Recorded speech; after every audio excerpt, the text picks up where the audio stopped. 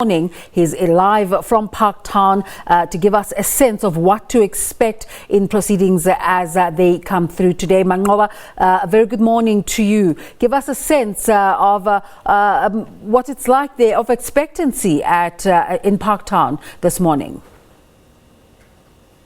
Well, certainly, Desiree, we're expecting Rajesh Sundaram to take the stand this morning, around about 10 o'clock this morning, and we expect him to give a detail about how the former president was involved in the creation of the ANN7 news channel. Of course, that being the channel that was established in 2013 by the controversial Gupta family, of course, which he had close links with. So we're expecting to hear more details from Rajesh Sundaram, who was at the time brought in 2013 to set up or to help set up the station and to build its studios, about some of the things that went on there and some of the allegations about the president's or the former president's involvement in the creation of the channel. But not only in the creation of the channel, Rajesh Sundaram in his book, in his tell-all book that he released last year, going into great details about the meetings that had with the former President Jacob Zuma ahead of the setting up of the station, and how he had even come up with the name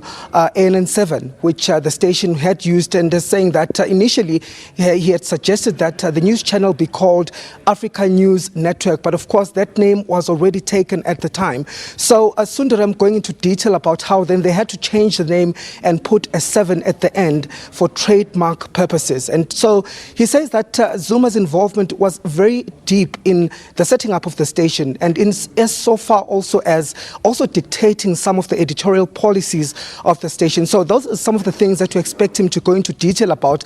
Of course, the meetings that they had with Zuma, he says that the Gupta family, for example, would take direct orders from the president, saying that he recalls several meetings where they had met with the president, asking for his input, asking how the channel was doing. And of course, the president will give his input as well as a directive of what needed to be done at the time. So those are some of the things that Rajesh Sundaram is expected to go into detail about. But not only that, we also expect him to also highlight how the involvement of the former president's son, Duduzane Zuma, who of course was a shareholder in Infinity Media, which is ANN7. So those are some of the details that he's expected to go into great lengths on. But not only that, also about how government or President Jacob Zuma himself had guaranteed government advertising to the channel at the time, and also how some of the archive material from the SABC was then given or sold to ANN7 for peanuts. And in his book, Rajesh Sundaram saying that the SABC traded its treasure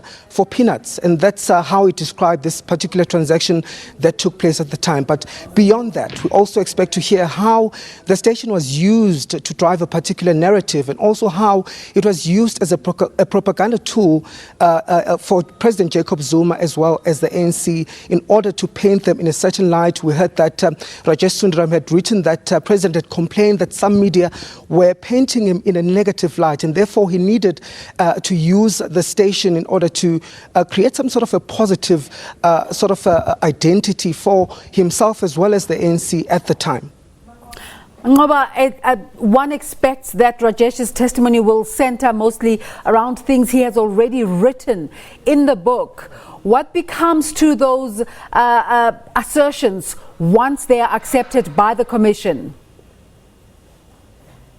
Well, certainly, Des, we know that he has to give his testimony, and we don't expect it to really be different from that of what he has written in his book, in his tell-all book, Indentured, the behind the scenes at Gupta TV. Of course, we expect that testimony to be taken into consideration by the Commission, of course, as testimony. And of course, we know that the chair will then make his findings insofar as that is concerned. But really, I think what will be the key focus here is how this particular station was used by the former president, or allegedly used by the former president and the Gupta family, to try and protect state capture, and also to try and paint the president in a positive light.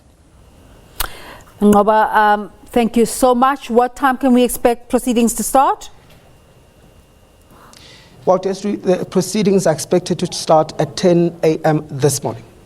Thank you so much. We'll try to come through as soon as that goes live. Of course, that title, Indentured, quite a significant word in South Africa's history in terms of how Indian people came to South Africa as laborers into South Africa. But quite an interesting book, one to make sure to read.